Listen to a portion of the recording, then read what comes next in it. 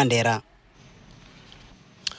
Naam, tukitoka Mandera sasa tuelekee hapa Kitengela. Wafanyabiashara katika eneo la Kitengela kwenye kaunti ya Kajiado wanaiomba mamlaka huru ya kutathmini utendakazi wa polisi ya IPOA pamoja na mamlaka nyingine husika kuharakisha uchunguzi kuhusu tukio la kupigwa risasi kwa jamaa wawili katika eneo hilo.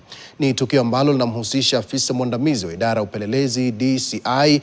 Wakati huo pia familia za wanaume wawili waliopigwa risasi na afisa huyo wakati wa kisa cha ugomvi ndani ya baa wamesisitiza kwamba hawatowazika ndugu zao hadi pale afisa husika atakapokamatwa. Martin Opio ana maelezo zaidi.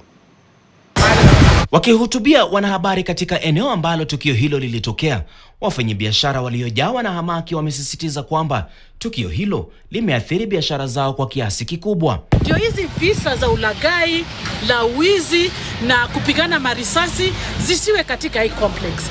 Hii ni complex ile inalisha watu wengi sana.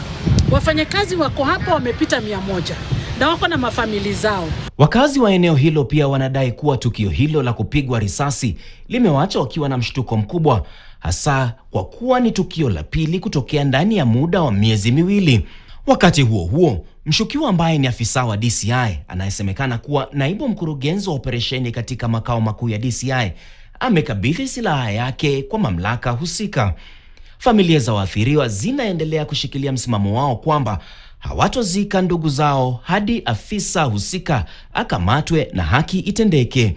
Zile samples ambaye ziliweza kuchukuliwa za maganda ya risasi isiweze kupita Jumatatu kama kesi hii haijafikishwa mahakamani, na wale wote ambao wamehusika wameweza kukamatwa pasi na kujali hadhi yao katika jamii. Katika tukio hilo, chanzo cha ufyatuaji wa risasi na kilichochochea kabla ya maafa hayo bado hakijabainika.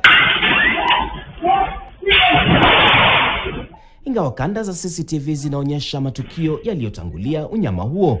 Baada ya tukio la kupigwa risasi, mmoja wa waathiriwa alipatikana takriban mita 500 kutoka eneo hilo kando ya barabara ya Acacia akiwa katika hali mahututi kabla ya kufariki.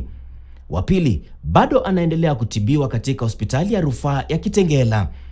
Polisi wanasema maganda 6 ya risasi yalipatikana, huku risasi nyingine 3 zikipatikana takriban mita 50 kutoka eneo la tukio. Matokeo ya pathologist imeonyesha kwamba amepigwa risasi 2, moja ya kichwa ambaye hiyo iliweza kuweka crack katika kichwa yake. Hiyo haikuwa na hadhari kubwa sana, lakini ile ambayo imeweza kulete janga hili ni risasi ambayo aliweza kupigwa katika sehemu ya tumbo. Martin Opio, KTN. Taharuki inaendelea kutanda katika eneo la